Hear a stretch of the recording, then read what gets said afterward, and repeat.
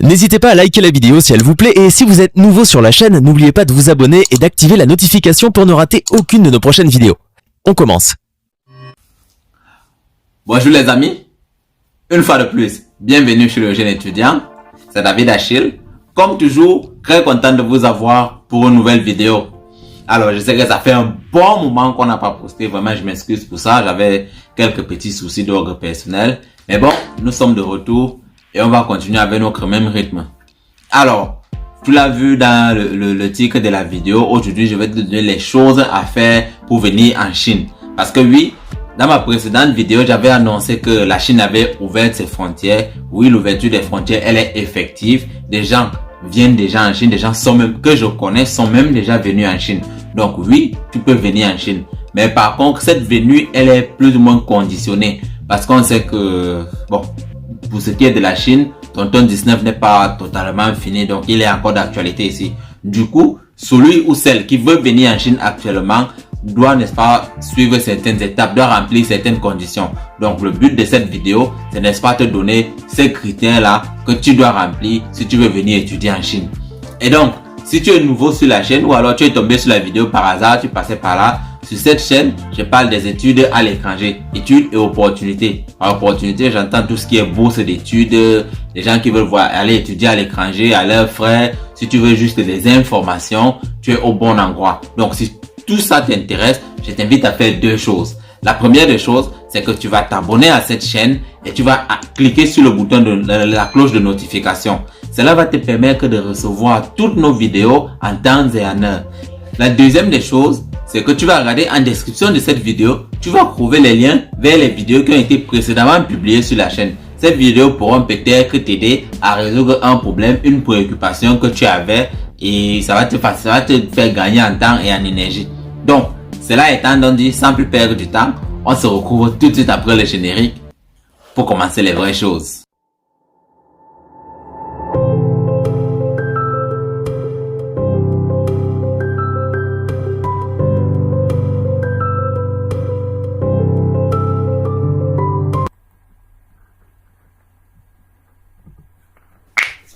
Alors les amis, nous voici donc devant l'écran de mon PC. Nous sommes là sur le site de Bray Overseas Education, qui est, n'est-ce pas, l'agence avec laquelle je travaille pour vous obtenir des bourses d'études. Donc ceux d'entre vous qui cherchent des bourses d'études en Chine et qui voudraient passer par une agence fiable, je vous invite à me contacter sur la page Facebook Le Jeune Étudiant pour qu'on en discute à tête reposée. Donc, vous voyez ici, on dit « Things to do before you go to China ». Donc après les choses à faire avant de venir en Chine. On commence. China is a fascinating country and now Chinese universities are announcing returning to China and opening new admission for foreigner students. So we have listed some tips to help you to get started and avoid problems. Donc c'est comme je vous le disais au départ, les frontières sont ouvertes et les universités ont rouvert les admissions.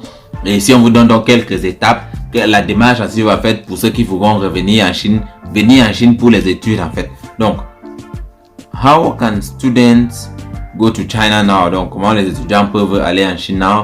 Here is a basic outline of general steps based of available information. Donc, ça ce sont les étapes basées sur les informations disponibles. Donc, première étape 1.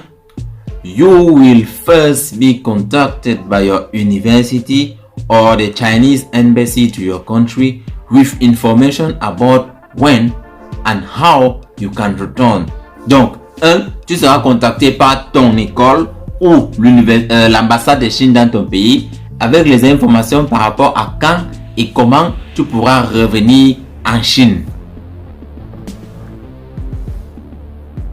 2. Donc, deuxième étape, you may need to submit information to your university, including your vaccine status and whether you want to return or not. Donc, quand tu seras contacté par ton école ou alors par l'ambassade de Chine, tu vas devoir fournir ton statut vaccinal. Donc, si tu es vacciné ou non contre Tonton 19 et si tu veux même retourner en Chine, parce que certaines personnes ont eu des lettres d'admission il y a un bon moment, mais comme les frontières étaient encore fermées, ils ont commencé à faire d'autres activités et probablement ne voudront pas laisser leurs activités pour venir en Chine. Donc tu vas devoir dire à l'école si oui ou non tu viens et si tu es vacciné ou pas. Troisième étape, you will then need to apply for a student X visa from the Chinese embassy to your country. PTR, be sure your passport valid time should be at least 1 year. Some university may ask at least 4 years. Be sure your application form is right. Please check your personal information is correct with passport information. Your home address, phone number is correct. Donc, deuxième étape, maintenant que tu as validé, tu as dit oui, je vais revenir en Chine, tu vas devoir, n'est-ce pas, postuler pour un visa d'études qui est le visa de type X. Et maintenant, en postulant, on dit en petit a, sois sûr que ton passeport a une durée de validité d'encore au moins 1 an. Et on dit même que certaines écoles demandent même 4 ans de validité. Ça, c'est pour éviter les procédures. Par exemple, pour certaines villes où vous allez devoir faire le residence permit, donc le permis de résidence de cette ville. Donc, quand ton passeport a encore une grande durée, tu vas pouvoir faire ce permis-là pour une grande durée. Ça évite les tracasseries que chaque année, tu vas devoir refaire. B, on dit, sois sûr que les informations de ta lettre d'admission de tes documents soient correctes, soient équivalentes aux informations qui sont dans ton passeport pour éviter que ton dossier ne soit rejeté bêtement. Sois sûr aussi que tes informations sont correctes, donc l'adresse, le numéro de téléphone, l'adresse mail, sois sûr vraiment que tout ça est correct et correspond à ce qui est écrit dans le dossier, dans le passeport et tout. Bref, vérifie que tu as un dossier correct. Car, once you are given a student X visa, you will need to book a flight back to China. But don't forget to bring some important documents that universities need. Admission letter, GW, non-objection letter. Ok, donc on dit maintenant que toutes les informations sont correctes, tu as postulé pour le visa et ton visa est sorti, tu vas maintenant, 1. Acheter ton billet d'avion pour revenir en Chine et 2. Vérifier en venant, sois sûr que tu apportes certains documents importants dont les universités auront besoin pour ton enregistrement. Ces documents comprennent la lettre d'admission, le JW 201 et 202. Pour ceux qui ont déjà fait dans les bourses d'études en Chine, vous savez à peu près de quoi je parle. Et la non-objection letter.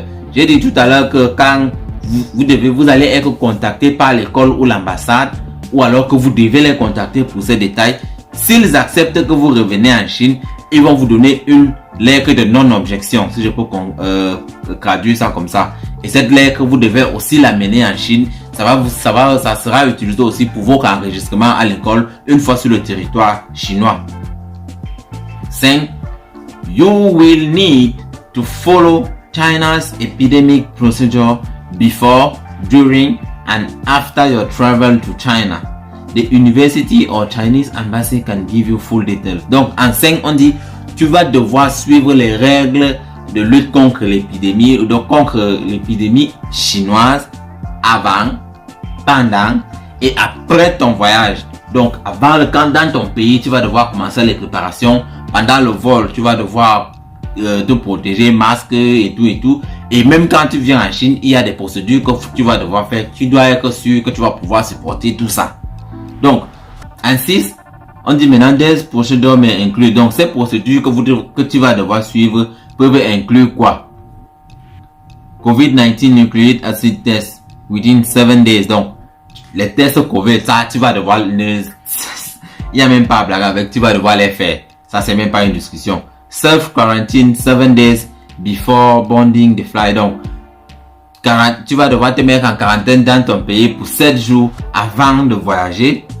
Real monitoring entre 7 et 14 jours. Donc, on va devoir te surveiller, bon, l'état de santé et tout, entre 7 et 14 jours avant ton voyage. Obtain a Chinese digital real code. Donc, tu vas devoir obtenir un green code chinois. Je vais mettre une photo à l'écran pour vous montrer à quoi ça ressemble. Tu vas devoir obtenir ça. Multiple negative COVID acid test within 48 hours. Donc, en fait, tu vas devoir présenter des tests COVID négatifs 48 heures avant ton voyage. Wearing protective equipment on the plane. Donc, dans l'avion, tu vas devoir porter les équipements de protection. Donc, il y a masque, gants, suite, bref. tu vas devoir te rassurer que pendant dans l'avion, tu es protégé en fait. Quarantine in hotel in China. Ça, c'est le plus important. Parce que quand vous venez, vous devez être sûr que vous allez être mis en quarantaine en Chine à votre arrivée dans des hôtels. Et cette quarantaine, elle est à vos frais en fait. Donc, les frais d'hôtel, la nutrition, les tests, tout ce qu'on va devoir vous faire, c'est à vos frais. Donc, quand vous allez revenir, apportez un peu d'argent pour être sûr que vous allez pouvoir assurer ces frais-là. Donc, à l'hôtel, vous allez encore prendre plusieurs tests de Covid. Et maintenant, quarantine in dormitory. Donc, maintenant que vous allez finir la quarantaine à l'hôtel, quand vous allez retourner dans vos écoles, vous allez encore être mis en quarantaine dans les dortoirs de l'école. La durée de la quarantaine et les frais de quarantaine, ça dépend de la ville là où vous atterrissez, de l'école, de l'hôtel dans lequel on va vous mettre. Donc, je ne peux pas vraiment donner un taux fixe ici. Ça va dépendre de là où vous allez atterrir et de votre école en fait. Oui. Donc, là, on dit toutes les procédures doivent être suivies au détail. Donc, c'est un peu ça en fait. Donc, les amis, c'est ici que la vidéo va s'arrêter. Ça, c'était les quelques étapes à suivre ou alors les choses à savoir pour ceux qui vont revenir en Chine ou alors venir en Chine étudier. Pour plus de détails, vous pouvez contacter vos écoles ou l'ambassade de Chine dans votre pays. Là, on va vraiment vous donner plusieurs autres informations que peut-être que je n'ai pas citées ici. Donc, c'est également ici que la vidéo va s'arrêter. J'espère que la vidéo t'a plu, qu'elle a été informative. Si c'est le cas, laisse le pouce bleu. Si tu as une question, n'hésite pas à la laisser en commentaire. Je vous réponds à tous vos commentaires, vous le savez. Donc, cela étant donc dit, on se retrouve très prochainement pour d'autres contenus chez le jeune étudiant.